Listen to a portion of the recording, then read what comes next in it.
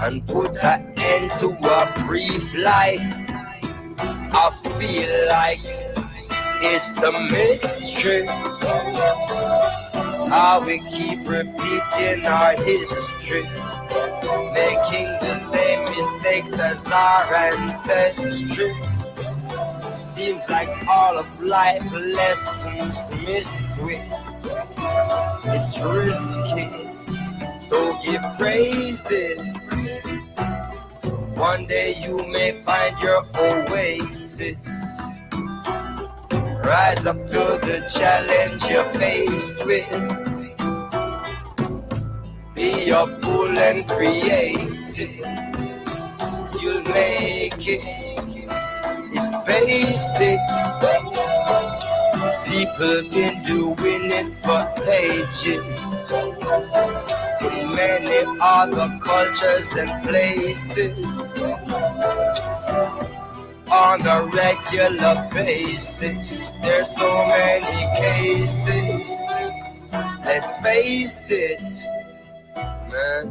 Way too much time has been wasted, man, building military bases, fighting a war with no basis. Life is sacred, and every baby born naked. Some man not born like them raised big, and don't care what they're making. They can't take it. So speak life, man. All this darkness no feel right, man.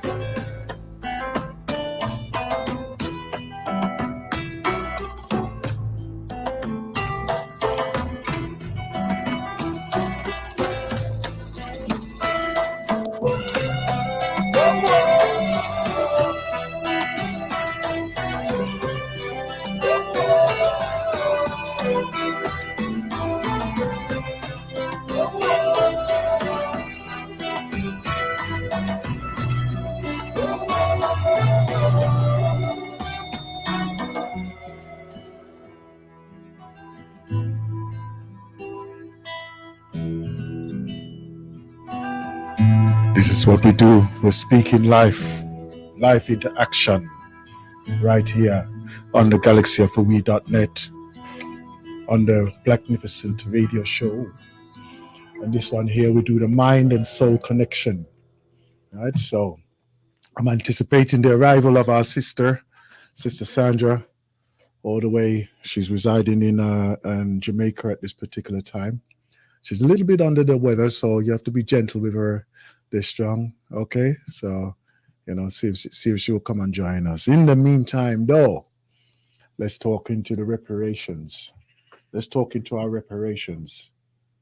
And it's very important that we talk into our reparations. Let's continue this conversation. What I would like us to do is build the momentum right up until that exciting moment of when we take foot on the streets of London. We take foot on the streets of London. This time the destination is the warmongering, what do they call it? What do they call it now? The Imperial War Museum.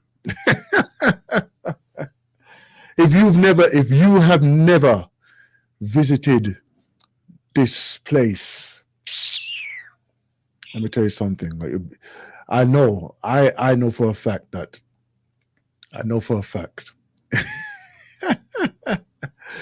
if we all turn up there from the march and we all enter into that establishment there, they're gonna call the police. They will call the police down because they say, what's all these people down here? And all we're going there is to see the remnants of what they had done to us, right? The weapons of destruction, the trophies of war, right?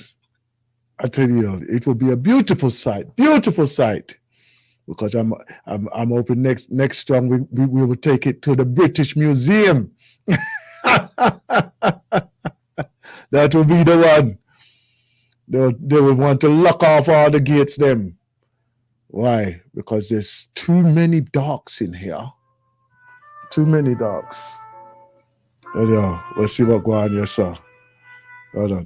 Let's see. Let me just catch what's going on there. All right, I'll soon come back for you.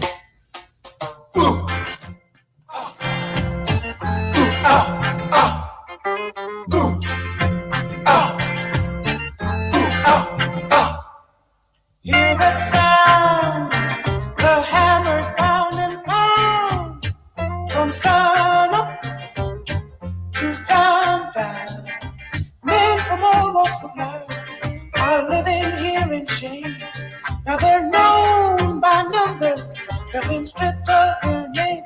Oh, making rocks, serving my time, so I can get up to find peace of mind. Tina, bring me water. Tina, bring me water. I can't find no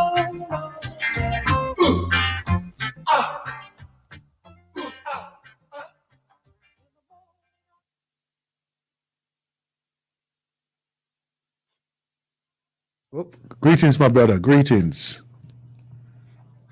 Yeah, Grand Rising. How you doing? Look at that. Great stuff.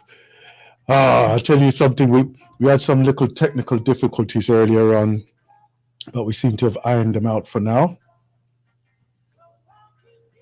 Well, these things will happen, but you know, as I said, that presentation with our brother Marcus Garvey's son. Yeah, Julius Garvey. Yeah, it was great to hear what he had to say. Mm-hmm. And as you rightly say, simple, plain. You have to keep the momentum going. Mm-hmm. And this is the road that I'm on, because, you know, to me, as you said, you know, Africa is the final frontier, and we've got to get that message across to our people. Mm-hmm. Because I really don't see why we have to really, I mean, as I said, I know it's not going to happen, I mean, because it's not every one of us who is going to really want to move from where we are. I'm glad you said that. I'm glad you said that as well. I'm very glad you said it like that. Yeah, go ahead, brother. Go ahead. But we have to enlighten our people, because, as I said, many of our people really don't know what is in us.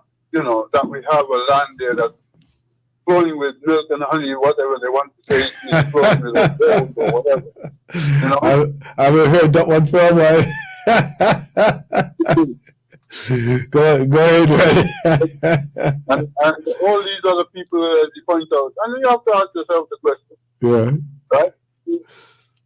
Would they just come and invade us and decide that this is going to be their place? It's not like we declared war on them or something like that, that they came and fight. They just come and decide, hey, this is going to be, you know, we want this land, as if the people there have no rights. They have continue to go on and even write it in their books that we have no rights. We're not even human beings. Exactly. I don't have no right then up.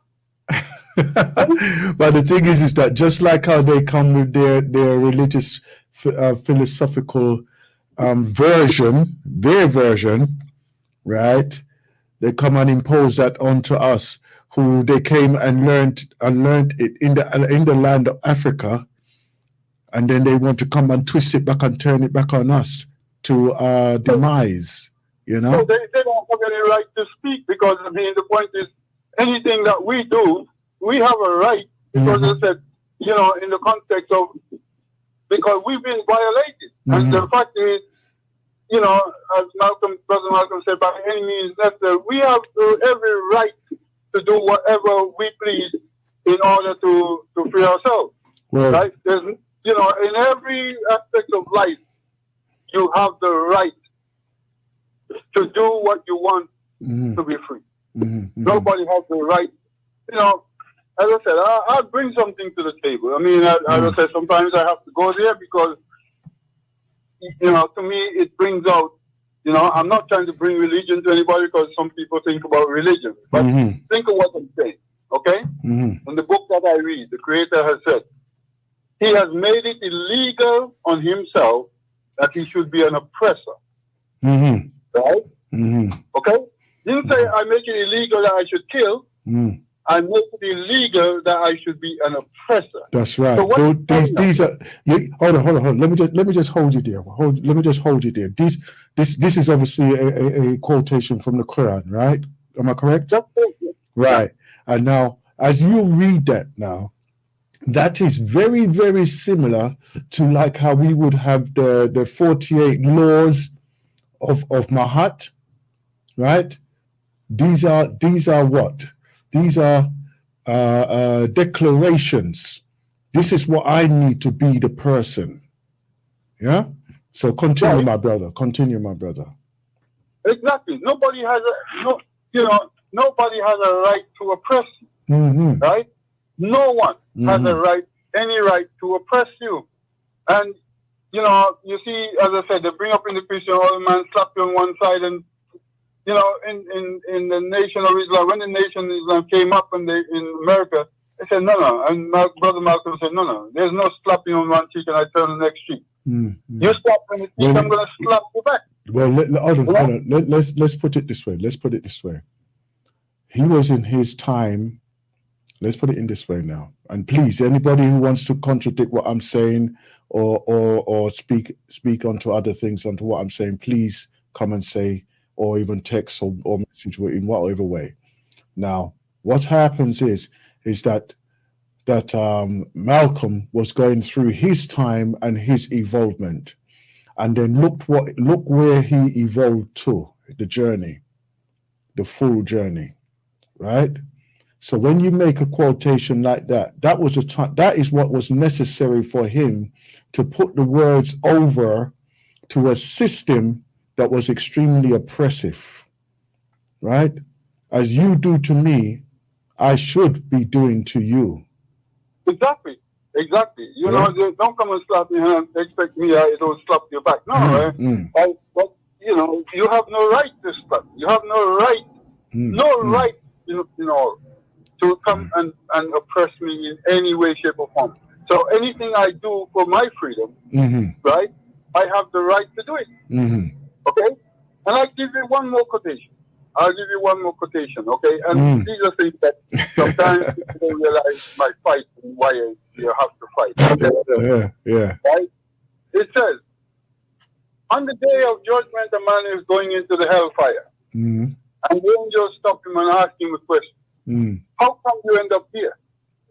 The man said, I was oppressed in the land. So the angel said, why didn't you do something about it? Right? Why did you not do something about it? Why did you not either leave or do something about it? That means free yourself from that slavery business. Yeah. Why are you allowing yourself to be in that position? And then you end up in a worse place. Don't think that because you live under oppression that is bliss for you. No, it's not bliss for you. And you say because you listen to it, the man end up in the hell because he did not fight to liberate himself out of oppression. That oppression caused him to end up there. You follow what I'm saying? Yeah. Right? Yeah. It's not good to live under oppression. Let me tell you something now, my brother. I've read the Quran a few times now, right? And I find it extremely refreshing that you have come and brought some words of the seer here to us to use that as a reference as well, right? Now there are those who probably feel, oh, it's offensive that you share those words with non-believers or anything like this. But let me reassure you, my brother, this is the galaxy, right? All words and quotations that are said, they are said by and are inspired by the one. Yeah? So therefore, wherever they come, they come. Disbelievers or believers, this is for everybody. Yes, exactly. Right? As far as he's concerned, He has created all of us, and He has given us the freedom, and no one has a right to oppress us. And anybody anybody, doesn't matter who is oppressing you, right? You have the right to fight him back. Let me tell you something. Okay. The best defense is self-defense. Exactly. Exactly. So people see me and hear, but they don't realize these are the knowledge that I have. Yeah. Why? Yeah. Because it says, look, I give you another quote. It says, why we do not fight to liberate these people who is under oppression, who is calling on me. You hear these people, oh, God help me, God help me, God help me. Why would you not fight to liberate them? Oh, let me tell you something. It's when you are there. This has been a thing for me for a very long time, and maybe it's the life that I've lived, and I've come to an understanding for myself, and possibly my interpretation of some of the scriptures, or the scriptures as I knew them at the time, and then other philosophical teachings as well. Every man supposed to stand on their own. Every man is responsible for his own. Exactly. Right? Exactly. So therefore, the only person that you should be accountable is to yourself and to those who you bring into your midst. Right? So that could be your wife, your children, or your immediate family. You honor. Well, yeah, you have that duty, but you also have a duty to, as I said, to liberate. That means when you see oppression, you must, it's something that you must fight, right? Because it tells us, look, very simple. If you see an evil, stop it. Stop it with your hand. Stop it if you can. If you see an evil, stop it. If you cannot stop it, then you talk about it, like what we're doing. Or if you cannot, you hate it. Don't like that evil. That's right. That's the weakest level of faith. The strongest level, stop it. And this is our conflict here right now, because we are living two contradictory lives. We're living within a system which does not respect those values. Exactly. Right. Exactly. But yet we are living to the best and highest values, us as individuals, whichever way we feel to live. But we're living to our highest values, but the system does not even match. Does it even pale, or does it even come into the shadows of our values? Yeah. So therefore, how can we exist in a system which doesn't even allow us to be who we are? Right? Exactly. Right? And that's the reason why, as I said, importantly, we have to fight it. And as Brother Marcus son said, you can't just sit down and let it happen, continue to happen. You have to do the work in order to change it. That's right. That's right. And to me, a lot of us don't seem to understand that we have that right to be free. All right. At this point, I would like to say welcome, my sister Sandra. Greetings. Welcome. Greetings. Welcome, Brother Aston. How you doing? I only can see your head top. One, two. There you go. There you go. I can see it now. That's better.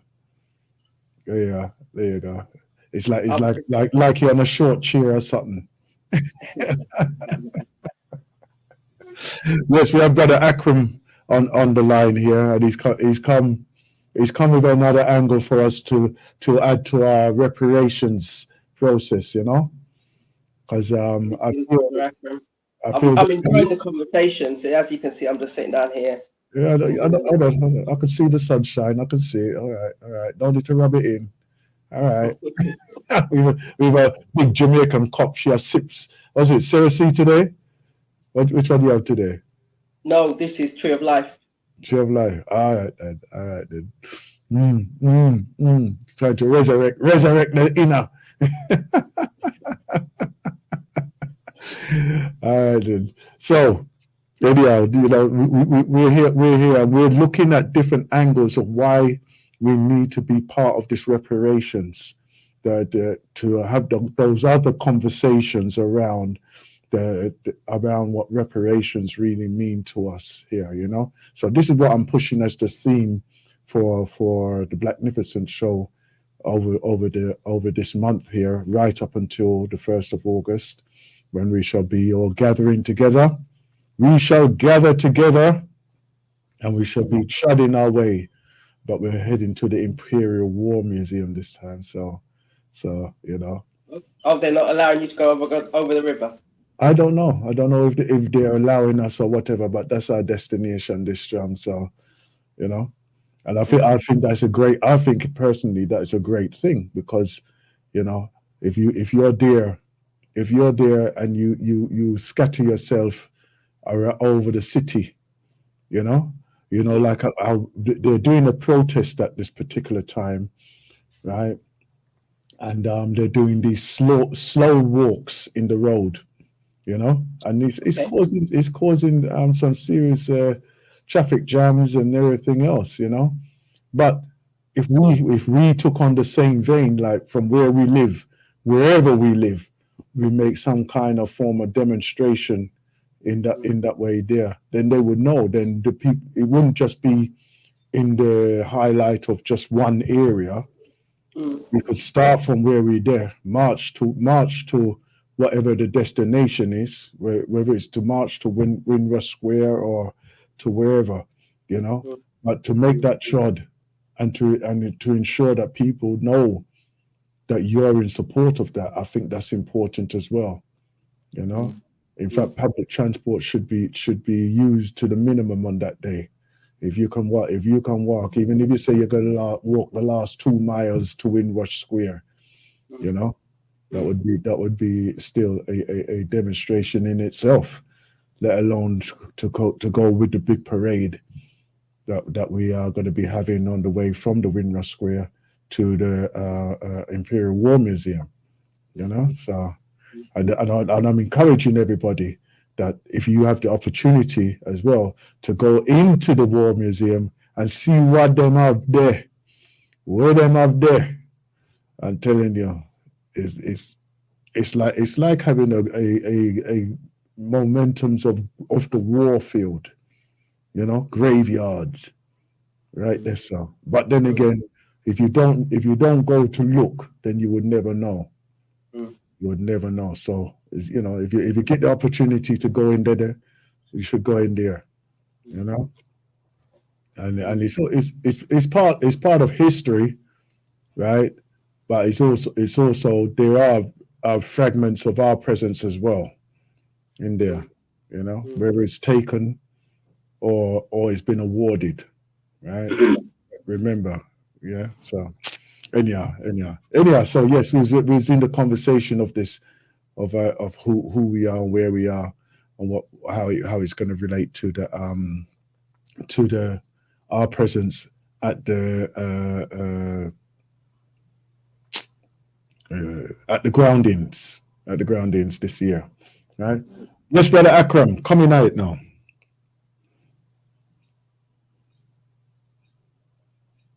Are you there, brother Akram? Yeah, I'm here. Yeah, sorry, I just I put it on mute. Okay then. All right then. Yeah. So yeah. So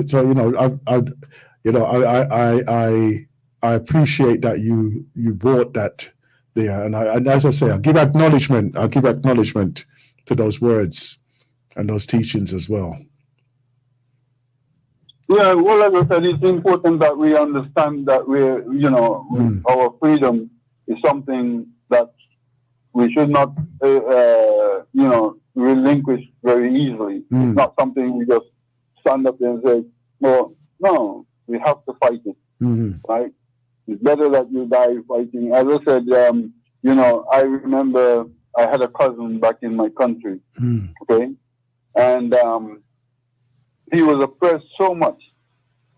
When my wife came down, I was telling her about it, and my wife said, when I look into his eyes, it's like looking into evil, into an act. It's like nothing is there. It's like, his soul is gone. It's like nothing is there. He was oppressed so much. You follow what I'm saying? Yeah. And the guy was strong, At 13, he could just pick you up and put you above his head.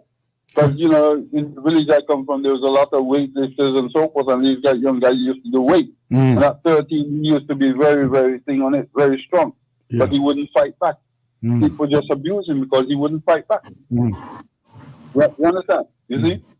And that is how his life becomes. So yes. This is the thing, because like I know, I don't know, Sister Sandra, what would you say on that? What would you say on that? Somebody who's humble in their self, right? But they haven't got they haven't built that faculty in themselves to stand up for themselves. What would you say onto that? So that means, what do you mean by humbling themselves? As in other words, they know that they're probably stronger physically, right? But they make themselves smaller, right, to appease others, and then in doing that, other people are taking advantage of that, right? Knowing that this person probably wouldn't react in any way, So it's probably affected him, and it's made him into a shadow of the person that he should be. Because I know it happens to women as well. No, yeah, because you're talking about a personality. You're talking about, so I wouldn't even put a gender to it in terms of how we hide in plain sight. In terms of from a humbling of self, the individual and how they can break free or break out or gain that confidence. That's going to be, for them, the first point of call is going to be their self-love. Because it moves beyond what others think, feel, or say about them. So from a humbling point of view, and then not living as large or as productive or as insightful as they can. Like I said, there's going to be an element of the self-love. There's going to be an element that they don't feel what they're going to say is worthy. The contribution that they're going to make is of use. My question is, who are they mixing with? What are they reading or listening to? That may keep them where they are, television, or enrich them. You mentioned Malcolm X, Marcus Garvey. You mentioned the theological texts. So what are they actually reading? And all of those individually or collectively may help them to step out of themselves. Or if it's just one media, as in the television, keep them where they are. This is the thing that we have to highlight as well, because just like what we always state, that the religion has stolen many a soul. Religions have stolen many a soul, right? this has been my probably my personal conflict with some of the religions that I've come across as well. Brother Akram, I would like your opinion on this as well, because you're bringing this element to the conversation. So I would like to hear your side of it before I put my piece in it. Okay. Well, to me, it's not a religion. Okay, right? If you read the religion text, because I have over the years, and it has lifted me up. Right? There's nothing wrong with that. There's nothing wrong with that. The problem that I see, right? Many of our leaders in the church, so that means the preachers and so forth, because you have to remember, like my grandparents, some of them could not read and write. So therefore, they depend on the person who is standing up there. They depend on the person standing up there to be giving them knowledge, and they think, well, yeah, this man says man from God, so they trust him wholeheartedly that he is giving them the knowledge. But as I said, I listen to these people, and there are certain knowledge within those books that they will not tell the people so that they can free themselves. They preach to them the parts that subjugate them. that is the problem that is there. It's not the religion itself. It's the way that the people are being taught. Okay? And of course, many of them, they can't go away from that, because many of them, they don't read themselves. And even if they read themselves, they don't want to, oh, well, the minister says so, or the priest says so, so this is how we go. You understand me, right? You see? And as I said, my journey started listening to my father and his friends and talking. And then I started reading for myself. And I said, look, you know what? Here I'm reading. And I hear them say certain things. And when I read here, that's not my understanding. You follow what I'm saying? Yes, right? yes. And then I had to go deep into myself. Look, I have to go and search deep, because, it's not everything that these people are telling you. Because and that's why I tell people, read for themselves. Because when they read for themselves, they probably find that what they've been told is totally a different thing altogether. Hence, right. I hear what you're saying. Let me explain something to you. The reason why I picked up the Quran and read it for myself, right? Working in the environment that I was working in Ford. There, I'm the only black person in the or black man, I would say, in that area. There was another mixed race person in the area, right? When those white people are ready, it's only because I'm black that I'm probably there, that they never said anything directly in front of me. Only a few of them as did mention something about black, but when I corrected them, they deceased from talking in front of me. But they would be very liberal with talking about people of Muslim faith, right? And I would think to myself, well, why are you hating these people when you don't even know nothing about them, right? And they says, they're all terrorists and all this type of thing. And I was thinking, you know what? I can't accept that. I'm not accepting that, right?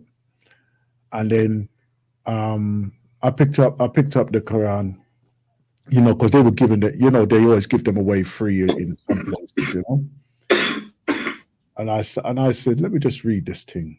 And as I was reading it, it's got the accounts in their philosophical teachings and guidances and everything else like this.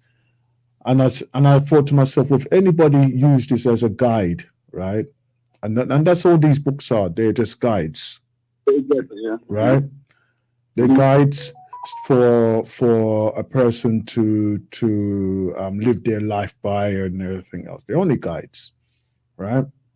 Yeah. And then obviously how you would interpret that to whatever environment you're in, wherever you are, whatever time you are, right? Then that is going to be the enhancement of the words there, right? Okay. Now, as I was reading through them and everything, I was able to even converse with other people who profess to be Muslims. And I'm going to say profess to be Muslims, right? And then when I was it's like telling them of the things that I read in there, right? And then and I asked them what they thought of that. And as you said, that a lot of them are free spirited in thinking and take on pieces as and when they need it, just like most of the Christians, them, right? And then from there, I came to appreciate more what the Muslim faith supposed to be, right? In preference to what it has been portrayed to us through the media or mediums, right? Because even when I hear some of these clerics speaking, I think that you are just like some of these preachers who are preaching war on one hand and then raping taking the money out the other hand. Yeah. So therefore, it gave me more clarity or clearer thinking and understanding of what the faith's supposed to be. Right. So the image, what is presented to me, is not necessarily what I will accept. Yeah.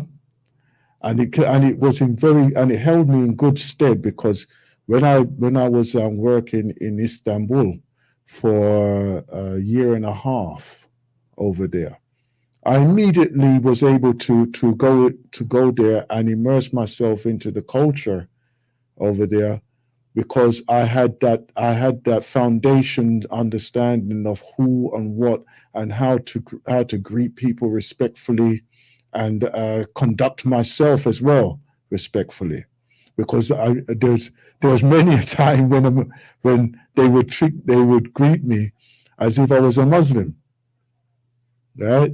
So therefore, I don't have to be a Muslim to appreciate or to even to act accordingly, but not in I didn't do it in a deceptive way.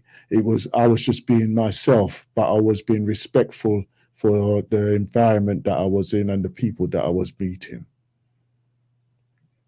So it's very important that we get an understanding of our different cultures, our different things that our brothers and sisters are bringing to the table as well. It's very, very important, I feel. Sister Sandra. Like I said, I'm enjoying the conversation and recognizing religion should be part of our conversation in order to help us understand. And when I say religion, I'm not saying one is better than the other. Exactly. Have the conversation, and exactly as Brother Akram, and I loved what he said in terms of he listened to his elders as a younger person having the conversations. He then had another source in terms of listening to the preachers, and then the clerics they call it. And my question is, we must continue to ask the questions, because how it's written and how I interpret it maybe, well, let's rephrase it. How I interpret it may not necessarily be the way that it was meant to be interpreted, because of how it was A, transcribed, or B, remembered by those who were just telling the stories and then writing it down. So no, I'm loving the conversation, and I think it should be a conversation we do not shy from. Exactly. Part of the whole tapestry of conversations we as people need to have in order to move outside of this woe is me state. One of I don't want to take over. I don't want to take over the conversation with Mike. I can go already. I can go. Brother Akram, coming out, brother. Yeah, no. It's as I said, it's something. As I said, I try not to thing because, as I said, many people use the word, once you bring in a certain thing from scriptures, they start saying religion and other things. And I always say to people, you should read it as a book. Yeah, right? exactly. As any other book. There's knowledge and thing in there, you can. And one of the things that I have done when I'm reading, because I said read a lot of successful people, and nearly all of them has pointed out somewhere in those books that they got knowledge to help them in their success. Yeah. Everyone needs a guide in some way or another, right? Those who claim that they do it all by themselves, right? Unless they've sat there with a totally blank sheet in front of them and then came up with no input from nothing, no research into anywhere, and they just come with this thing right from their own mind and art and everything else without reference of anything, is a liar. Nearly every book that I read from every successful people, somewhere they take you back into those books that that they got some knowledge from that help them on the road to their success. You with me?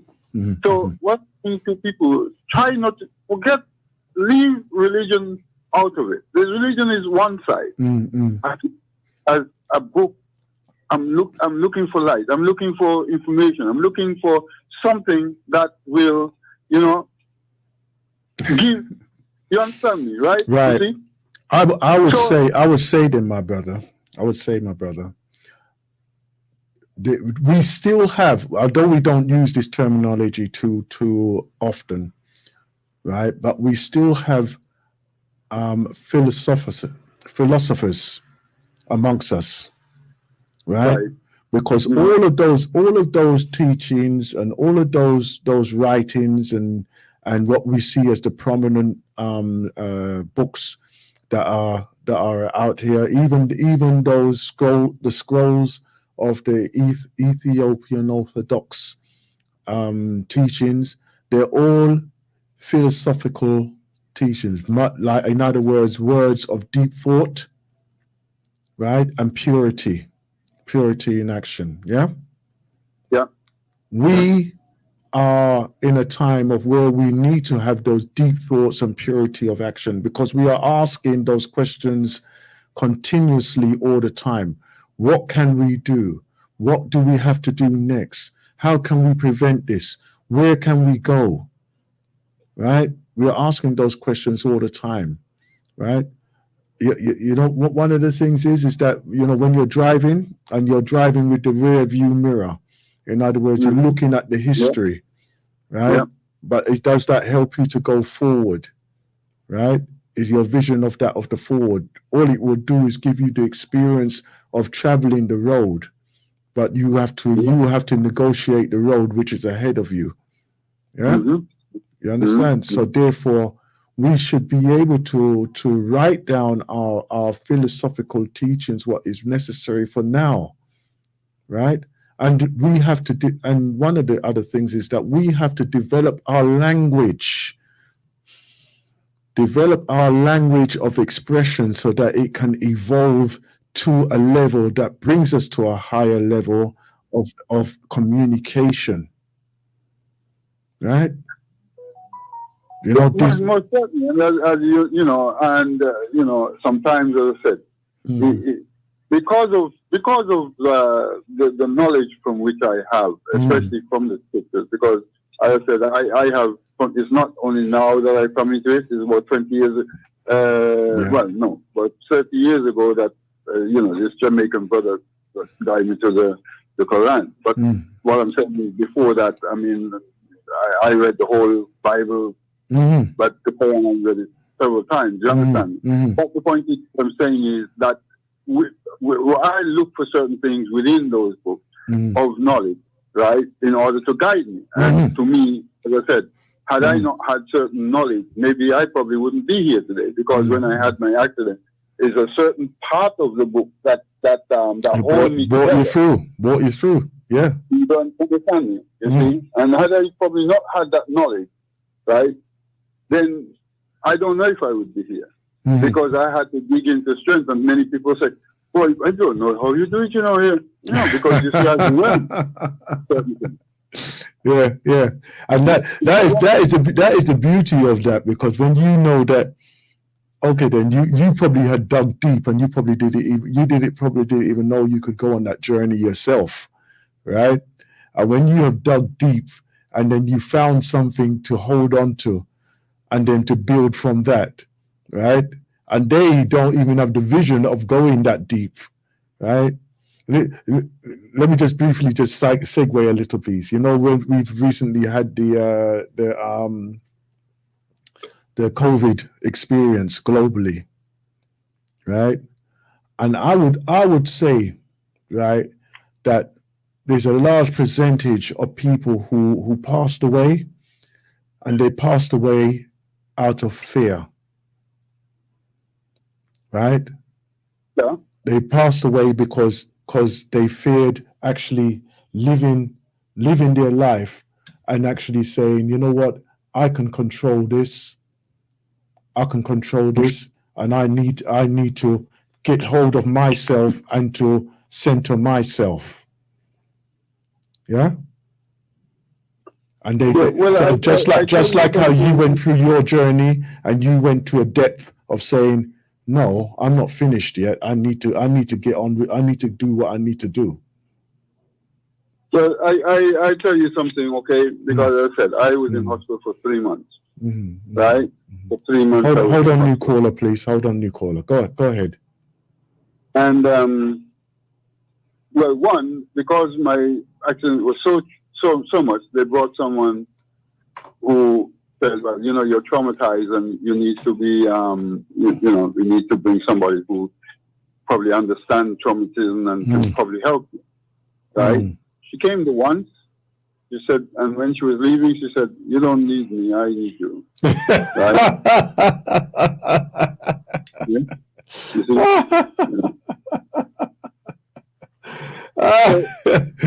Well, that's brilliant. You don't need me, I need you. And when I'm leaving, there was a nurse standing on the wall. She said, "Hey, I remember you. I was on intensive care when you came in." There was a very strange thing about you. Every time you leave the room and come back, your condition changed. Yeah, exactly. But every I time love you that leave one. the room and come back, I'm just saying what people tell me. I was not there. You know what I'm saying? But I'm just not telling you. It's just that things come to me. It shows me certain things because I didn't know what was happening. I was unconscious in a sense, right? But she said, every time it's very strange about you. Every time we leave the room and we come back, your condition changes. There you go. You should. No. I'm not even gonna play with that one. I was gonna say something. Anyhow. Right. 811. Please come in. Please come in the conversation. 811.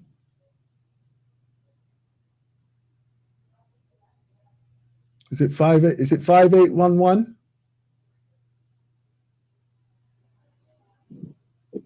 Greetings.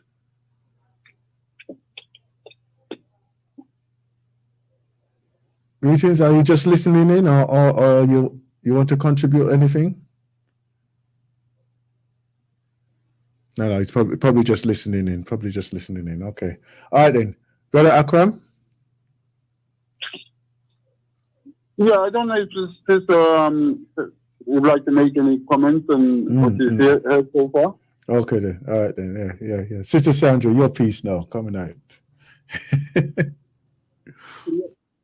I've got I've got a comment to add to what you've said. Other than what I've said already.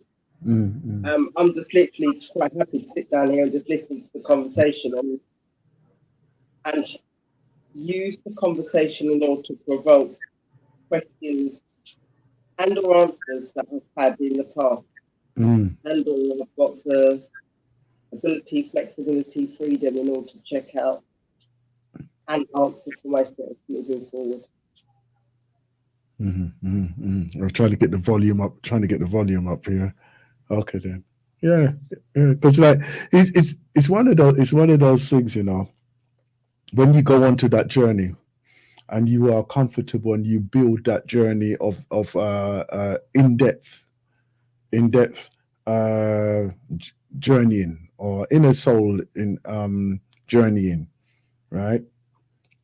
There's some of us. Some of us can find it addictive, right? And when I say addictive, I mean to give yourself onto another entity, right? Mm-hmm. The ones who are constantly calling on God's name, as they will call it, the presence of the outer, rather than, you know, and this is my thing now, is that I've always said that, you know, if there is a higher or more powerful being out there, then they're giving us the opportunity to live on this planet here. Appreciate what the planet is, and your role, what it should have been, and what it can be, right? And try to harmonize yourself with the essence of that, right? That's one part of it. The other part of this thing is that things can look like they're really getting on top of you. But once you find that you ask yourself those questions of how to and when and why, right? And you put them into deep thoughts, the answers usually come to you. The usual answers. So therefore, those things are there, but you just need to know when to access them and how to access them, right? Well, and a lot of that comes to... There's one more piece to this. The other thing is waiting on others to do, or other things to happen for you to get something or to go somewhere. I feel that is a totally wrong. In other words, you have to take action in anything and everything that you want to have to happen for you, right?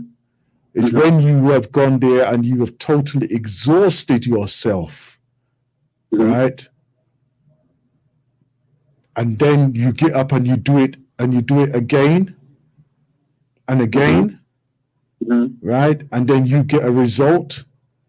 At the end of your days, you can say, this is what I have done. This is what I have achieved. This is you giving me a gift, your gift to me, right? And this is what I've been able to make of it, right? It's not been perfect, but this is the best that I have done. And, you know, through my works and everything else, others have benefited and everything else. You can do it like that. No, you're 100%. You're 100% right on that, and that is where I'm coming from. You know, as I said to people, I grew up with my great grandparents, my great grandmother, and I didn't see my mother until I was 14 years of age. I mean, and my father, right? In fact, before that, my father asked me the question, because I said everybody's saying, your father, you want to go. But I was happy with my grandparents. I knew my mother and father was away. So, you know, I mean, I know Ben Dacker was probably talking like Monday night about this same thing about parents, you know, because we were the ones who was left behind, the barrier children and so forth. And, you know, and some children were traumatized by their parents leaving them and other things like that, and so on and so forth, you know. But I sometimes I wonder, is it what people, because of what people tell them, or what? Because as I said, I never had negatives from my grandparents. You know, I never hear them talk bad about other people. you know, and about, oh, you know, your parents leave you because they're bad, and you know, nothing of that. That would never be the true story in any way whatsoever. It would always be for the betterment, you know, well, of that generation that I know. That would always be for the betterment of their lives, right?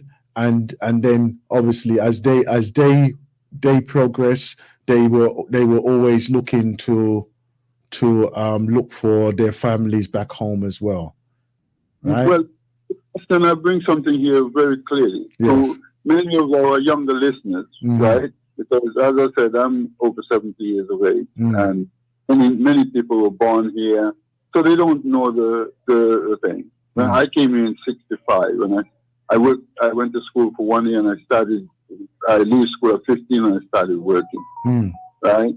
Thankfully, because of the nature of the job I was doing, I was getting a man's wage, because, you know, they had the wages was separated. That's right. Child, women, and men. So you know, men doing the same job as a woman the woman will not get the same wage as the man.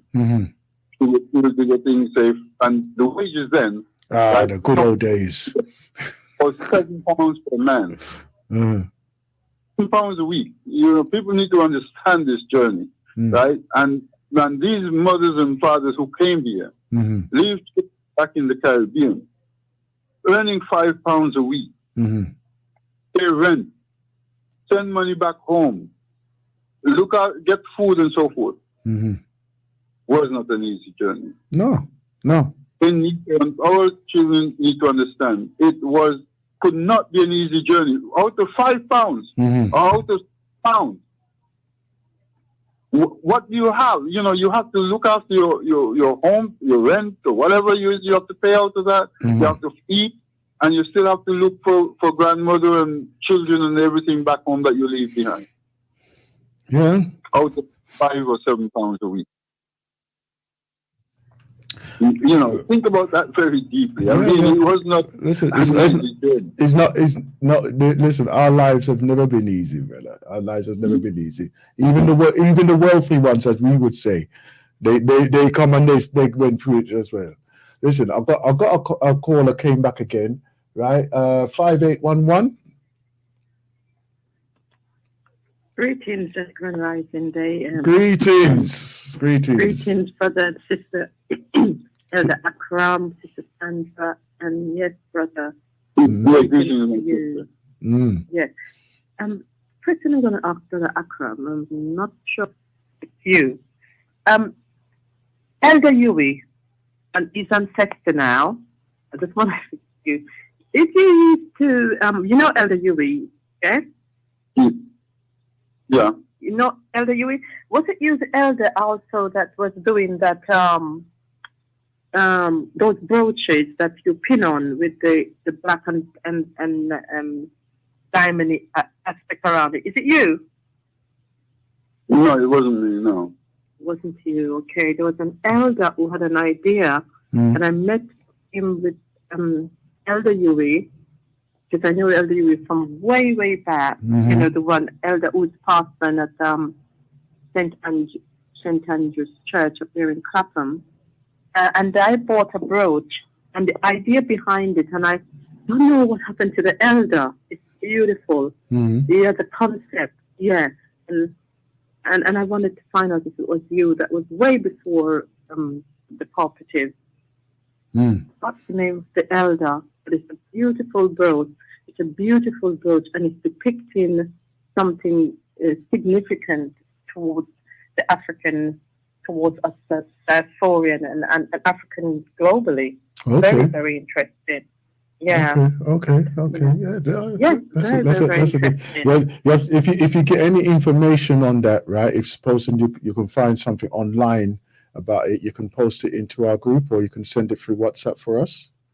So yes, I'll find out. I always wanted to ask if it was Brother Akram. You know, but this is years and years ago when I hear him on the radio. It keeps on coming back to me. And I saw, you know, I said, let me get the opportunity now, and it came back to thought. So find out if it's Brother Akram, but there was an elder. I don't know whether he is. Yes, he's still in our presence here, or is travel on to Okay. talking about in the yeah, I got it in the early 2000s. Yeah, the early 2000. You know, well before 2000 and years before 2012. Yeah, 10 or so. You know, yeah. Okay. Had it when Okay. we used to go to the meeting at the Union up in Union Road. The workers men Workman Club. in Cabot. Yes, and they used to keep meeting back in the days there of many, many things, you know, about AIDS and lots of things. And you used to see all the elders there, Leader Bandaka and many more, you know, Dr. Abu, you know, at the time, Bongo Tete, but he's not Bongo Tete anymore. No, it's Nana Pakumbabai. Yes, it. Nana Pakumbabai, and, you know, yes, and Prophet Kwaku when he was younger, all many years ago, you know, so, I'm not, yeah, so that's then done with. Yeah, no, sister, I only came in on the scene. I mean, it's only about what 30 years that I heard about Galaxy and I started listening to Galaxy. You know, because I basically I lived in another town, right? I lived in another town in my younger days. So, and I came to London. You know, in the early 70s, I came to London, and but as I said, but mainly I've been traveling, you know, so I don't really because I used to go back home because I said the first time my father and we tried to go back, and that's one of the things what that also gave me a consciousness of home, because I said he was here for over 20 years, and when he decided that he wanted to go back. He took sick, and I had to bury him. You know, he had cancer, gallstone, everything, and so he never got to go back and see his mother. And you know, and that opened up my eyes to a lot of things. That you know, we're here, and we don't know if we'll ever make that journey. And for many people, they're here all 30, 40, 50 years, and you know, they talk about home, the memory of home, and so forth, but they never get to go back and you know, and see it. And I thought, you know, when my father died, that would not happen to me. Every year I'm going to have to go back. If I can't go back every year, every second year, but no later than third year, I must go back. I can't sit here in this place and rot for years and years and don't go back, or don't go back to the Caribbean. And well, okay, I was going back to the Caribbean because that's where I was born. But now, since I've been to Africa the last 30 years, that is home. And so I really try to spend as much time out of this country as is possible. So I just come work as much as I earn, and as soon as I can go, I go. That's it. That's the way. That's the way. That's the way. That's brilliant. That's brilliant. Ashe. Ashe. Well, Ashe to that brother Akram, that you emphasize on that, and that you had the privilege of doing so. And of course, many brothers and sisters, I don't want to go on that, but you've got so much. But as you say, when you came on the scene, you said you came on the scene. So whenever that time was that you came on the scene, that is, as you say, Ashe to that you're able to see more clearer. But there we must understand that Montserrat, where you're from, is still a British colony, isn't it? Well, it is still a British colony. It is still British? It is still a British colony? It is still a British colony, yes. So I just, in saying that, in asking that question, is that, so it gives that sort of aspect from many people who just come here and can go back to the British colony and not facing the immigration situation, because, you know, there's a lot of people who, the red tape, lots of countries which the red tape are signed against and erected, and therefore they fall under all sorts of, we fall under all sorts of immigration issues based on our social experiences. And there is several levels of social experiences, families, in the community, in relationship, many, many, many, many things in the bureaucracy of the Home Office, holding back passport, removing people's birth certificate, all things. So there's a lot of things surrounding it. So it is very good that you are able to return in those times that you say, based, and of course you've been here since you say, whenever you have been thought, but many who fall under the Windrush who wanted to have gone back, one who would have sorted out their documentation, were then not allowed because the abuse, you know, and many still. We are talking about, I'm going to say about post-Windrush, Windrush, because there is post-Windrush as well. HMR, HMT Windrush, that ship that was used, and many other ships that were used to bring our brothers and sisters, elders and sisters, or young and jolly, experienced young people with skills and so forth. True, there is so much enrich, you know, our ancestors, and we ask that, you know, that they join the Supreme Almighty Divine Creator, a system to join the frequency of the de-brainwashing, that they will propel their own families, you know, propel their own families and their children, and the generation for another 1,000 years and beyond, to stand up, to represent, to listen, to learn, and to recognize the truth that we must embrace ourselves back in our own culture, in our own religiosity, and look at, you know, as far as I can see coming out of the Caribbean, that we have not, through the Caribbean, and after many have come here, have not embraced Natiism. I'm talking about Rastafari. I'm talking about the truth we teach into the culture, into the perspective of nature and highlyfulness. We would have been in a greater place. So for the millions or the thousands coming out of the Caribbean, who was gone into whichever part of the world they were, and then turn around and go and join Islam. Yes, and with regards to what you were talking about, brother, you were saying that when you were in Saudi Arabia, I was in Turkey. You were in Turkey? I was in Turkey. I was working over there for about 1.5 years. Yes, and you mentioned that there were one Coco side who was speaking about you know, African people, black people, and then you put them in their places. That's right. But that's right. In so much that's my work. That's my work colleagues. You were colleagues, yes. Yeah. But one of the things that they recognize as they speak on, as you say, the things that they mention about Islam, is that they were also attacking you also, not recognizing it, in terms of 3/4 of Africa, more than 3/4 of African people is worshipping Allah. And so as they worship that, Islam, they're worshipping, they have removed themselves grossly also from their own religiosity. Well, one of the things, right? Migrational spiritual awareness, right, has been one of those things that has gone throughout the African continent, right? Just like how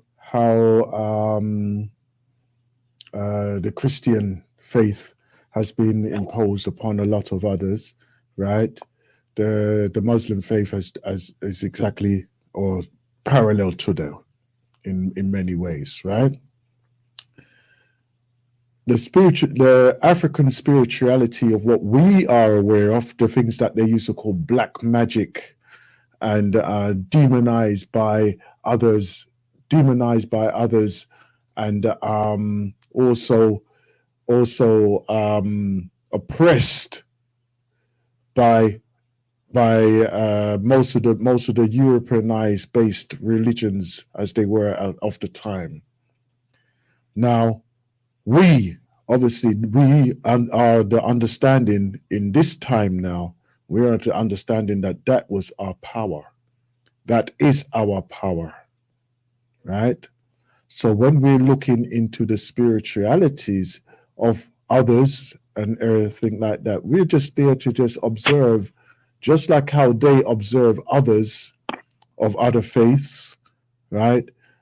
We are just there to observe what they are doing and how they are doing. In other words, know your opponent, right? Know your people who are around you. Know their characteristics so that when you engage, you are able to stand in a at an advantage in many ways, right? So don't so although we are here and we're saying, look, this is how we were before your interruptions into our life, does not mean to say that we are going to be subjected to you and how your ancestors have treated us previously. Yeah. And besides, if you were following your faith in its true form or pure form, you would not be treating us in this way in any way whatsoever, right? Let alone the difference of cultures now, right? Because if you bring in the way how the Chinese treat people and the way how the Asians treat people and all them type of thing there, right? And then you do exactly the same analysis on their religious into the Hindu, into what's the Chinese one there?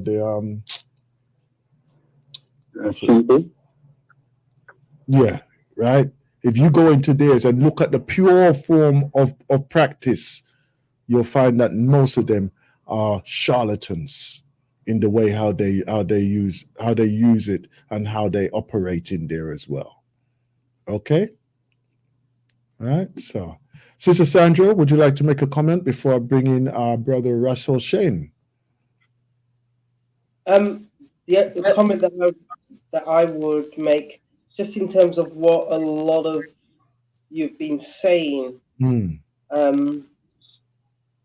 having or being prepared to look at whatever the religious text is gives you an opportunity to think about those universal questions in terms of the what, why, when, how,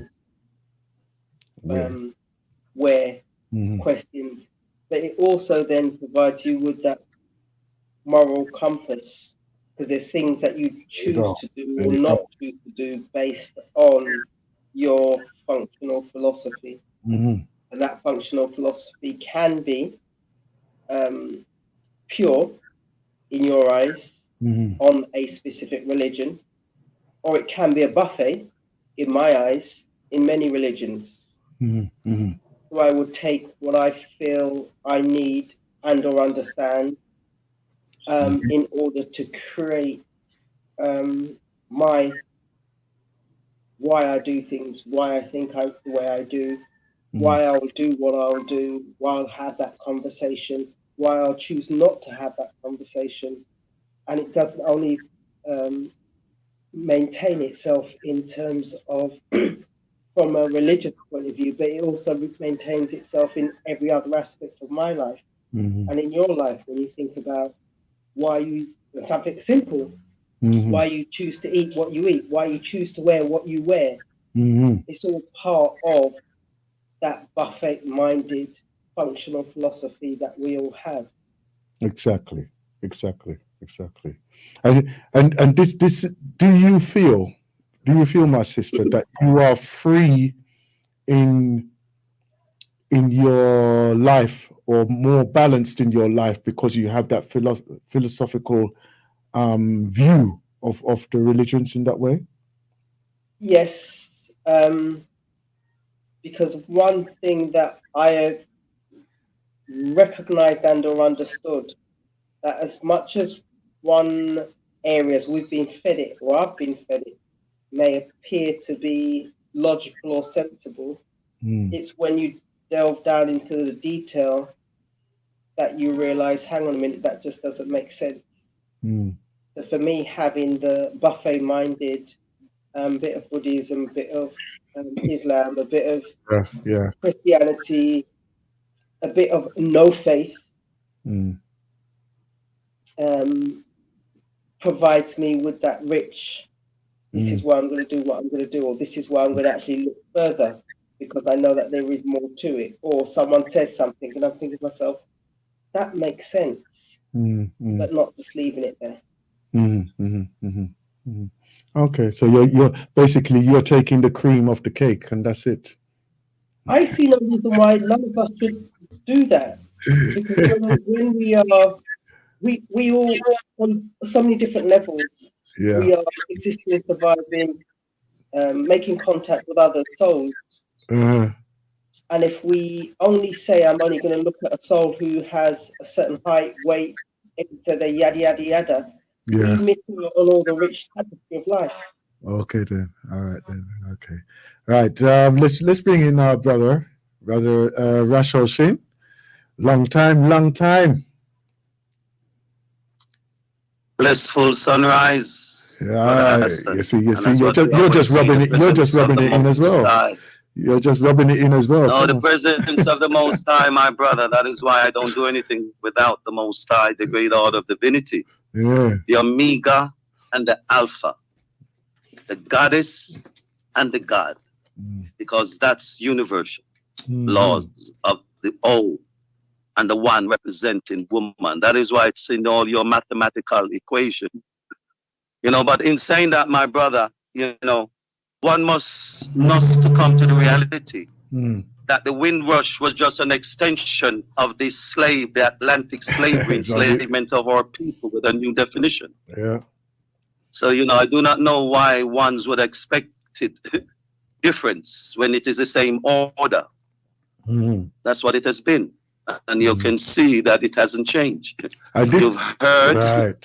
Right. And this is why I'm bringing the conversation. So you've seen it. The only way to deal with it is to remove the colonizers because their culture and their interpretation, as what our president in Uganda, that is not our culture.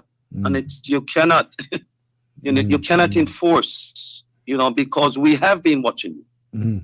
But it was not our business.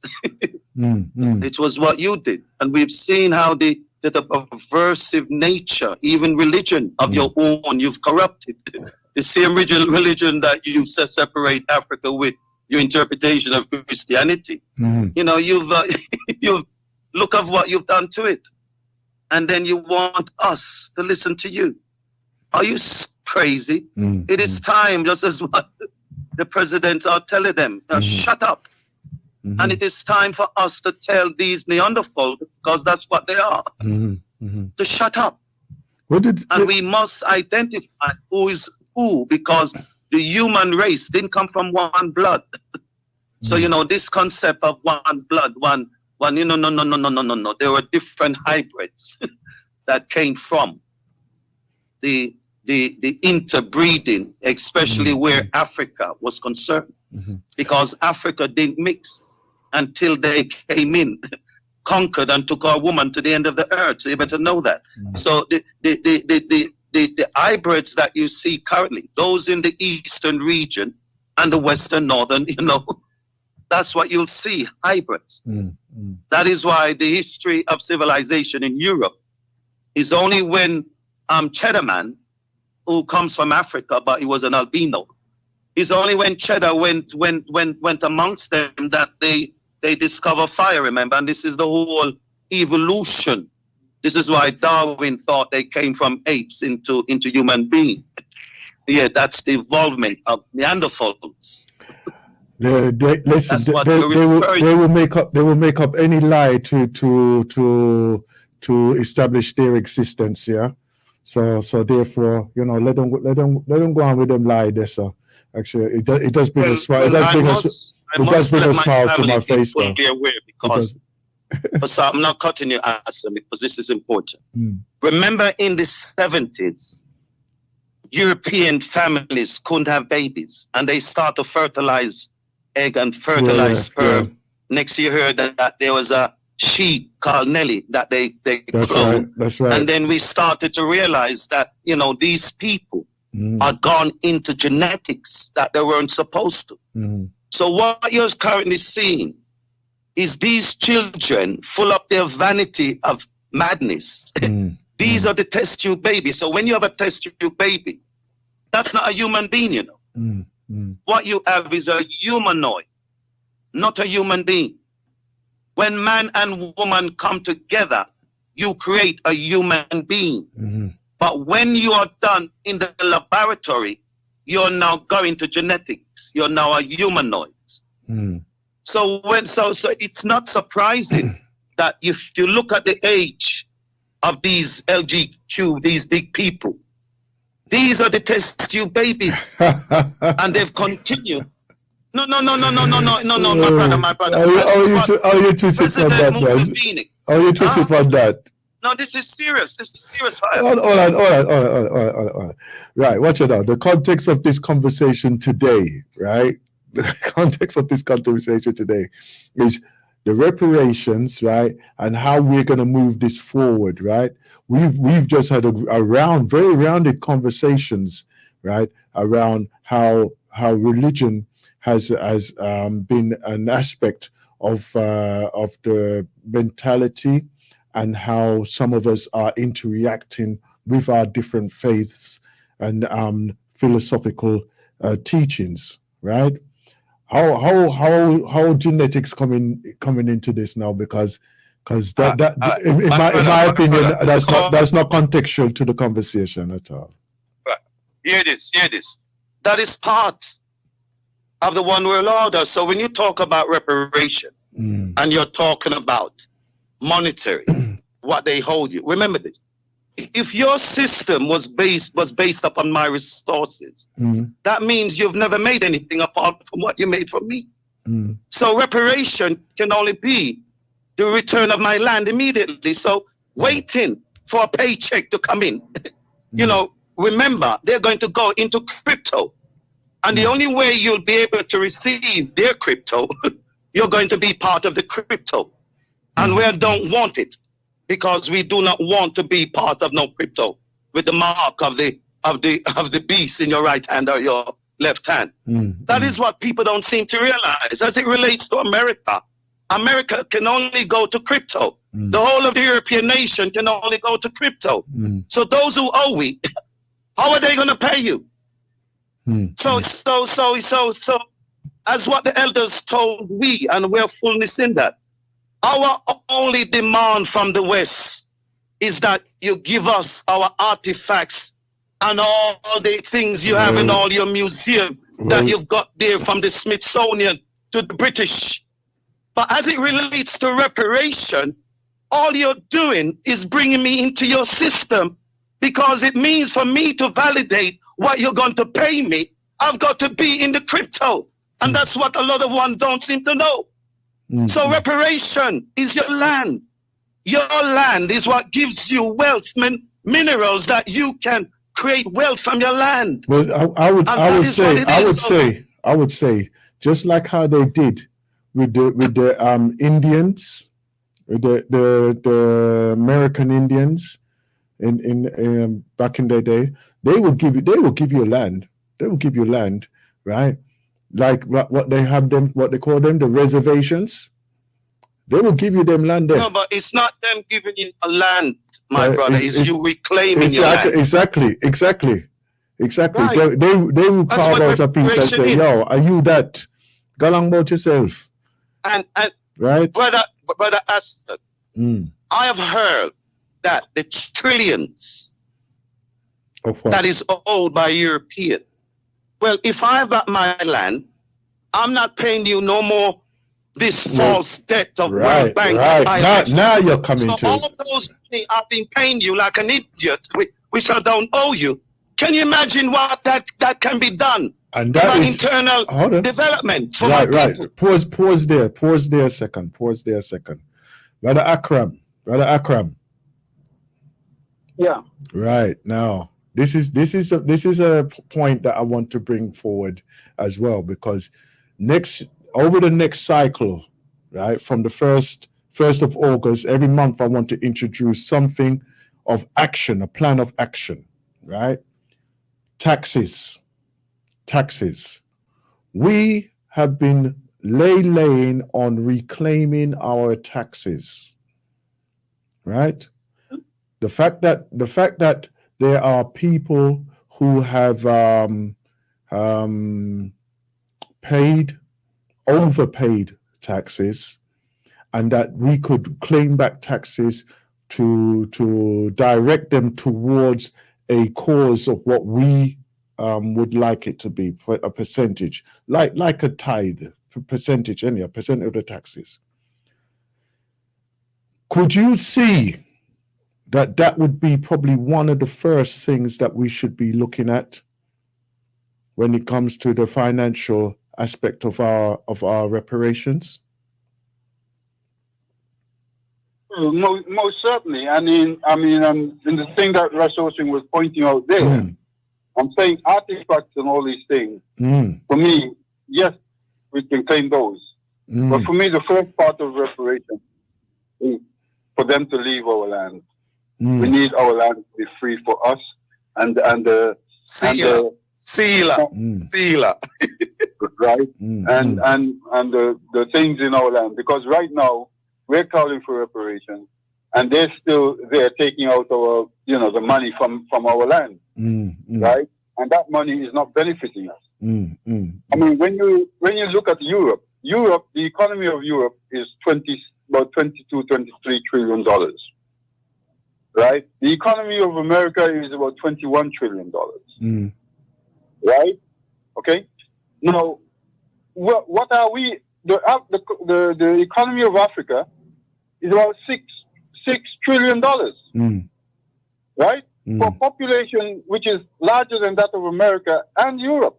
So you're looking at them having $40 trillion for their economy, and we only having $6 trillion. Right? That's for just our African colony, right? Continent. Now, that shows you our people is in the poverty. You cannot comprehend it. Right? You cannot comprehend that. So what I'm saying is, every other country, right? Those people in Arabia, they discovered oil is benefiting their people. Right? The people in Qatar or those places, their oil is benefiting their people. We have all this gold and bauxite, we have all these iron, we have all these things. What is the benefit for our people? And that is my first port of call. This is hold on. Right. Leave our land, right? Leave our land. And I think I was going to bring something to the brother's show yesterday on the context of when, or is it your show? Anyway, I was talking about the situation of when Enoch Powell was saying that we should, rivers of blood and we should be sent back or leave this country or whatever. And Burnham, he said, look, just give them money and send them here. Right? Okay? Yeah. Just give, because Guyana at the time with a population of just under 1 million people, and the size with a landmass the same size as England, right? England at the time was about 50-something million people, and Guyana with same landmass, but only under 1 million people. The man said, look, just give them money and send them here. There's lots of potential here. Yeah. Right? So now, they were not willing to even do that. Okay? They were not even willing to do that. No, because obviously they needed them at the time to rebuild their land. Right? So therefore, that was their resources, right? Taxes and everything else. That was their income for their government. Yeah, but they didn't want to have them in a state of that they would be for making any betterment for themselves. That's all it was. So then that brings us to the situation where we're in now. They're sending our people back home, or Windrush people. How much money are they giving them? They've been here paying their taxes for how many years? Right? Yeah. Are they giving them a lump sum of money and saying, okay, get out because you've been paying your taxes here? No. Right. Even with that, I did mention it yesterday. I haven't done any research on it yet, but I know that there is some kind of payment that you can get if you decide to leave the country. Right? I know they ain't much, but there is some kind of, and it'd be handy just to have that in our back pocket, and just to say, we can go to the cash machine and get something before we come off of this rock. Yes, sir. So let's see how we're gonna move this forward. Sister Sandra. Greetings. Sister Sandra. Wow. You see how we take it into other directions now? I still want the woman on the hill. She's still with us. Are you still with us, sister?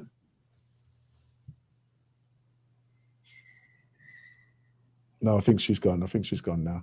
Anyhow, was it 811 5811? 5811? No, I think she's gone. Anyhow, yes, Sister Sandra, your comment on where we stand right now. I think that there is just so much more to. So this conversation hasn't finished. No, it's not going to finish. It's not going to finish. In terms of, but what I love the question that you asked, and I'm not sure about whether or not I've heard the answer. Mm. We appreciate and we recognize that historically why we are where we are. Mm-hmm. But the question is, what do we do going forward? Exactly. And we've got to be thinking of what actions can we do now, right?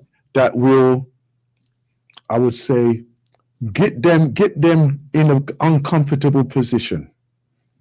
For instance, simple thing like taxes. Be aware of where those taxes are going, right? What they've been utilized. If you can actually direct them towards causes that you feel is going to be of your benefit, just like how many of the other people do, right? Then that is what we need to be doing en masse. We need to be doing that. Yeah? Because no matter what, you could have you work. Family. You work. Hold on, just a moment. Just a moment, Rastasin. You work, you pay tax. You spend, you pay tax. You save, you pay tax. You get your pension, you pay tax again, right? So you're getting taxed upon tax upon tax, right? Just to maintain a system. Yeah. So therefore, if you can claim some of that back, you will need to be doing that straight away, and putting it into use for ourselves and to develop ourselves as a nation. Yes, Rasosin, please. Before he comes in, I'm just going to need to bid and thank you for this rich conversation. Mm-hmm. I'm going to listen offline. I'm currently on my way to Motown to work with some of the younger people there. But I will, I'll listen offline. Okay, great. And you'll give them a big hug and a push from me. Family. Family. Thank you, Sister Sandra. It's no longer a claim. It's a reclaiming your rights. Mm-hmm. You cannot wait for them to give you your rights. Oh, no. And as an Ethiopian, go ahead, my brother. Tell me when you want me in. No. I'm just agreeing with what you're saying. Agreeing what you're saying. We can't. What ones and ones do not know is this: any process that you currently use to find justice for Black people, you will never get it. And I'm telling you. So one will say, why does Rasoshin keeps on telling us about Ethiopia? Because Ethiopia is a sovereign nation. And we encompassed the whole of the continent until it was colonized. Ethiopia are the only signatory to international treaties. So when it comes to correcting violation of international treaty, which has happened as it relates to the perversion of justice as it relates to Black people, that's the only way to do it. You can ask all your lawyers. You know, we do not say things unemotional. You know, we say things after sitting down with learned professional in different aspects of their faculty. And as it relates to what we're now pursuing, the breaking of the papal doctrine. See, until when you all realize that under the piracy of Peter, that the emperor took on as a Roman emperor, he declared that Africa didn't have a soul. You are 3/5 of a man. And that is still in their definition. You see, even, and if you even don't things even like know, that. recently, Brother Aston, do you know the Pope finally apologized for the paper bull, but he cannot correct it because having apologized, what's supposed to have happened? All European sovereign who still own our Caribbean and the rest of the continent under their jurisdiction, he would have to tell them to come out of our land, because he has apologized, just as how you hear they're apologizing for the transatlantic slavery. Well, the Pope has recently apologized for this, what they wrote in their treaties, but he has not given us the land, has declared it. So it's only for we now. You know, the only way you can repair is to first have access to your land of your ancestors. The same land that the enslaver and the colonizers has maintained their superiority, this white ideology of madness, which you can all see. So that is it. So now that all these institutions, from government to churches of European, has admitted their sin, but you can't pay me.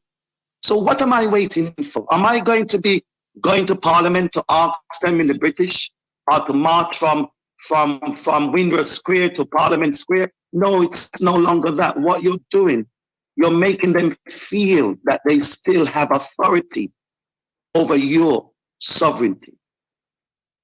That's what you're doing, people. And this is why the Federation was sent for all Black people, because the narrative of all nations that holds down the Ethiopians that came out of the continent, which they call Africa, they were all defined as Black. When they see me, they don't say, oh, he's a bit this and a bit that. They say, I'm Black. They say, you're Black. Any white person describe you, he's not going to define you by your culture that you came from. He's going to define in one word, a Black. Whether it's a Black, B-A-S-T-A-D, or whatever, you are Black.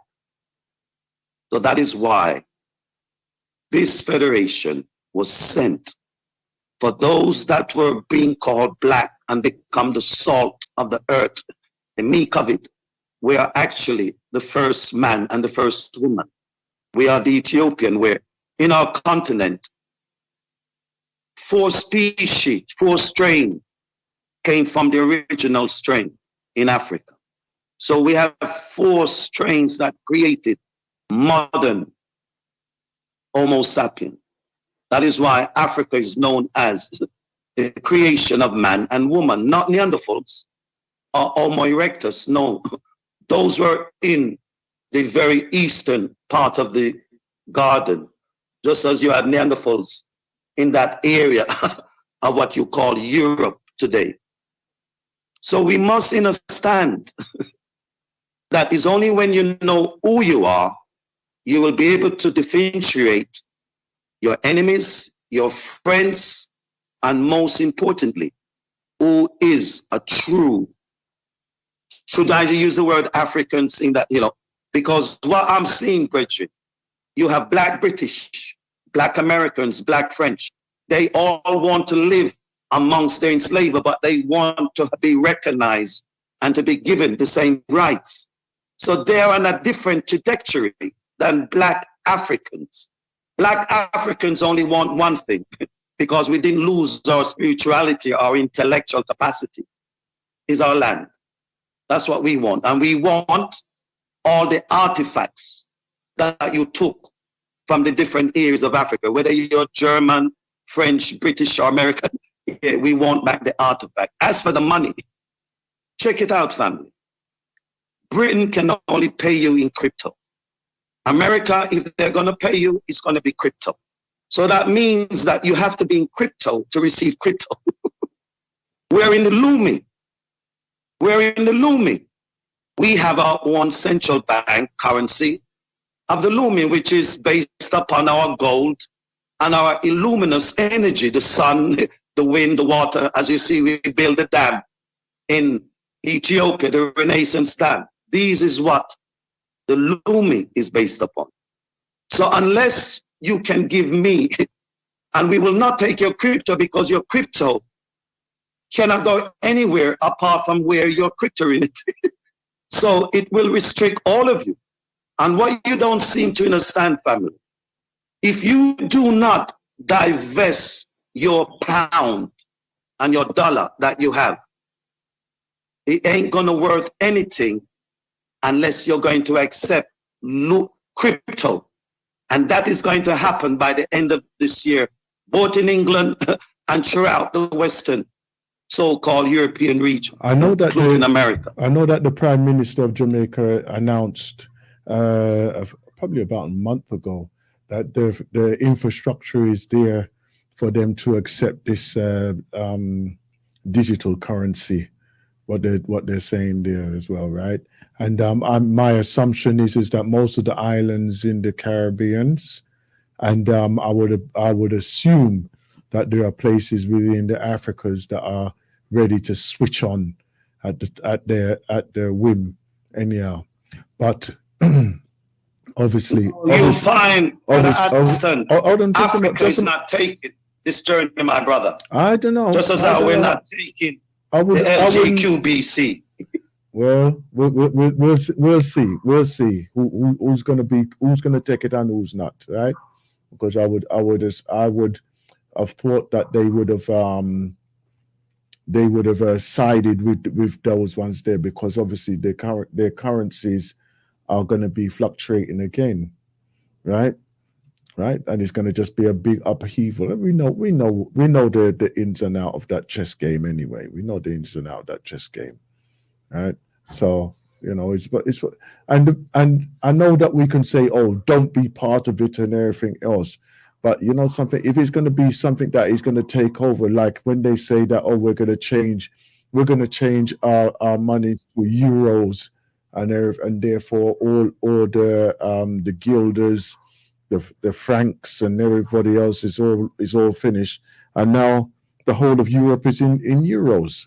You understand? What you're going to do? What can you do? Right? It's not that we have the power. It's not the power. Just a moment. It's not that we have the power or the structure to counteract that for ourselves. You understand? Unless we're going to come with some other digital form. We do. But if you're a Black British, you will not see the solution. Because why? You want to live in the UK. You want to be part of their system. So that's probably why we already have the solution. The Lumi is the fastest growing central currency in Africa as I speak. But because you do not relate to what's happening on the continent and what I've seen, which I must speak of, there's a lot of our people in the West think that Africa went dead, that Africa was no longer spiritual and Africa was no longer intellectual. So we who come from the West, we have the solution. You do not. None of your Western solution. We have the solution in Africa a long time already. And we are seeing that reality. We are seeing that colonization, we have now defeated it. And you're going to see the true Africa, which they've been, propaganding, all false media coverage. That's what they did. Even us was made to believe by the news that we saw, BBC and you name it. Even us, my family. So please, many of you has got this Eurocentrical nature that you believe that you know better than our African family. You don't. You don't, and I can tell you that for a fact. You don't. Well, I would say don't underestimate those who are within the network as it is right now, because I can see that there is a conversation which we're not actually bringing to the table right now that is beyond which they are even proposing. So let's leave it at that. I would say many of our black people have the chromosome of the enslaver. They only look black on the outside. They only come amongst you. And I'm telling you the truth. So if you're offended, as what no, says, I'm not offended. Listen, one thing you can't do is offend me. I'm looking at the fact. I'm looking at the fact. And I know you're not in this group. But I also know, Brother Aston, that there's many black British. I see them all the time who wants to be accepted in British society. They want to get all the honors that they see, and they're very glad. They get it. One of the things that I've learned, right, is to dismiss that which is not relevant to my conversation, right? So therefore, even though you see those who are doing whatever they're doing, right? If it's not part of my structure or anything like that, there's no need for me to talk of them. I know of them, but it doesn't mean that I have to talk of them into my conversation. Understand? So for the purpose of them, Brother Aston, because we know them, and what you're finding, these are the academia that is leading reparation. These are the ones who wants us to reparatory justice as if we were part of it. We say sorry, you say sorry as if I did anything to you. These are the ones who have those narratives of their perspective in order to get reparation done, and we know them very well. They are the ones who's currently on the front line for reparation. Okay? And some of them are professors, academia, you name it, historians, you name it, but they're still black British. That's what they are really. Okay then. Okay. Right. Okay. And that's the truth. And I can't speak it. I can't sugarcoat it. That is the truth. And I've seen, Brother Aston, as it relates to African Unity Platform, I see a lot of these hypocrites and parasites gathers with me on those platforms. Just to show you, okay? Okay. Right, Brother Akram. Yeah. Yeah. Can you hear me? Yeah. Can you hear me? Yes, I can. Yes, we can. Yeah.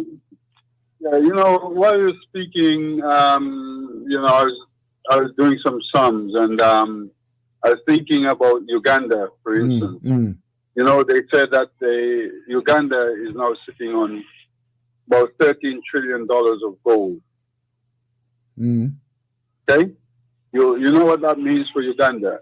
Uganda, with that gold, means that every Ugandan is worth over $260 million. That's the equivalent that it has. Now, we're asking, as Russell pointed out, we're asking for the reparations and for these people to pay us. And Russell actually pointing out it's going to be difficult for them to pay. Well, virtually impossible. Well, no, it's not impossible, but the point is that it's a matter of how you break it down. I mean, they just paid off those people that they chose to pay reparations to who was enslaving us. So we can't expect it to happen overnight. So therefore, as I said, I have to give you all a breakdown of this so that you all can get an idea of the vast scale of money. Right now, as I said, Europe is working on $22 to $23 trillion. America is working on $21 trillion. China is working on $23 to $24 trillion.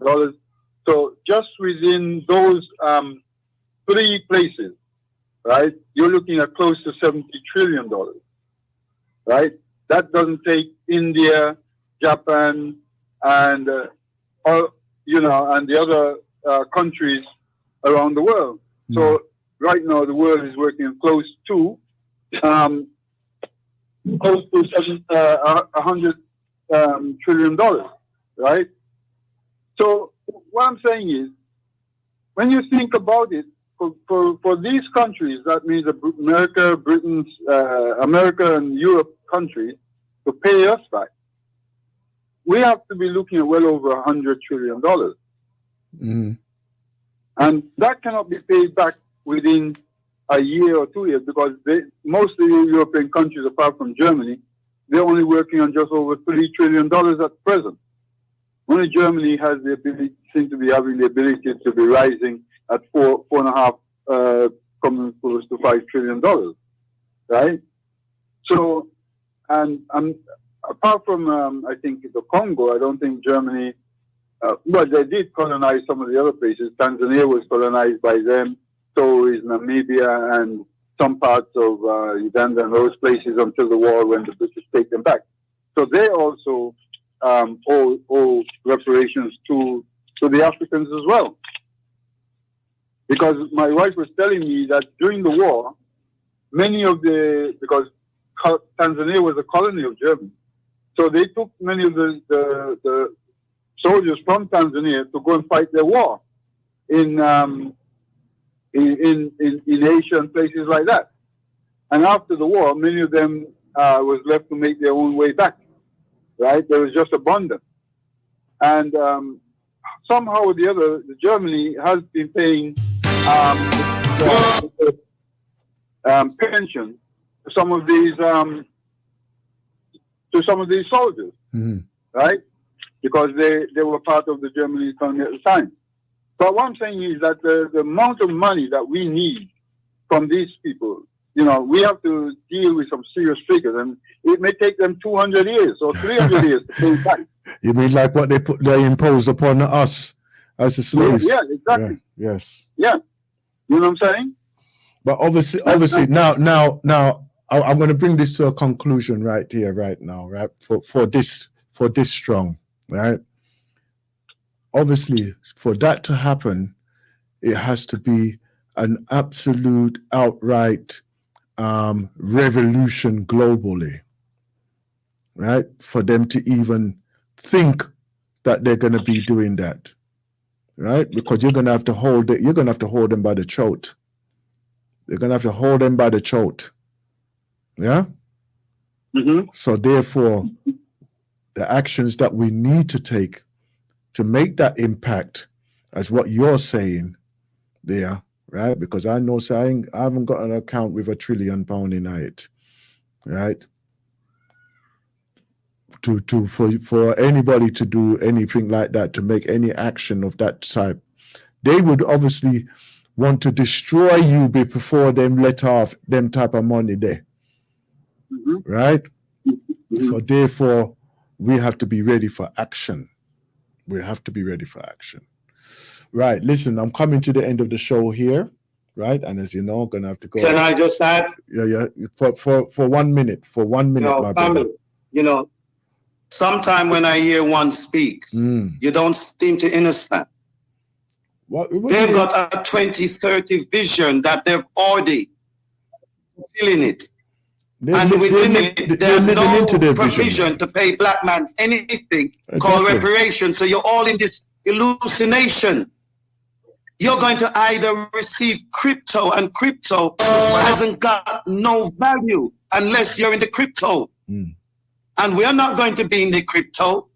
So only those of you that remains in your respective zone of Europe will get your cryptos. You need to start understanding what's happening and the speed, the time that we have. We don't have till 2050 when they have a 2030 agenda that is fulfilling already. We need to, well, our family needs to wake up and start being on this hallucination. All they've done is giving you a diversion, thinking that this whole heap of money is going to be coming to black people. Keep on waiting. Okay then, right. Okay then, right. Brother Akram? I just want to say one thing before we go. Yeah. You see, until we shut Africa down, and that is where we have to start. We have to shut it down. And then we start from there. Only then they may start recognizing us when they can't get us the resources that they want. Mm-hmm. And then we will know the true colors of these people. Yeah, true. Well, that's where we are at today with this conversation. Let's move it forward with our grand risings of tomorrow morning when I come in, right? And we can continue to push the barrier even further. Okay? Right? And you are all welcome to join at 7 a.m. in the grand risings. Next up will be our sister. Let's go love my brother. Okay, Perfect love to the family. Blessed, man. Blessed. Next up will be our sister Anawa, right? With balance and orders, right? So until then, let's move in a powerful way. Because we are the ones who can mold our destiny and our future. Thank you for listening to the Blacknificent Radio Show. This strong. Never before in the history of life that we see as it was foretold in the days of iniquity, that man must pay all his iniquity. Fulfillment of prophecy, I plague mankind, just show them signs. Fulfillment of prophecy, the signs of time, I baffle their minds. Fulfillment of prophecy, I plague mankind, just show them signs. Prophecy, the signs of time, before their eyes. Haven't I told you long years ago? I told you that it would come down to this, that this day would come. There's nothing new under the sun. At the fireplace, at the fire burn, and he them run. It's the changing of the constellation within the movement of the astral assimilation. Study the action that shadows relative to the Orion. When spices make way for the Aquarium. Fulfillment of prophecy, I played mankind, just show them sign. Fulfillment of prophecy, the signs of time, I blow their mind. Fulfillment of prophecy, I played mankind, just show them sign. Prophecy, the signs of time, before their eyes. So it is above, so it is below. Okay. Everything is governed by this mystic flow. Earthquake and tsunamis, amidst war and atrocities, escalating human calamities.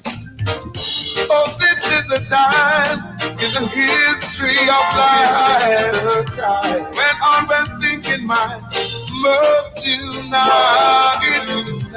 Sought to down the deep to balance the universe. And maybe we can save this earth in this prophecy of mankind. Just show them signs.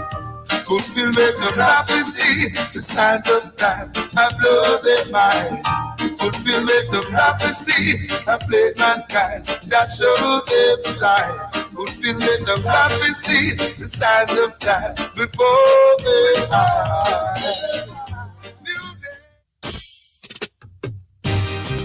I see them fight at the war to bring the peace. But the more them talk, the more the war in peace. Tell the little youth to take the mark of the beast.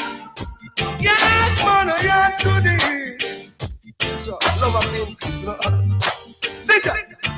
Well, we set out and west, north and east. Tell me who is gonna secure the peace. Them talk about love, yet the war increase. Who have to know who are the real world police. Cause them a fight, fighting for power, them a fight. Every minute of the hour, them a fight. Them sweet and go so what them talk about love. And look out, they know what them a fight. Fighting for power, them a fight.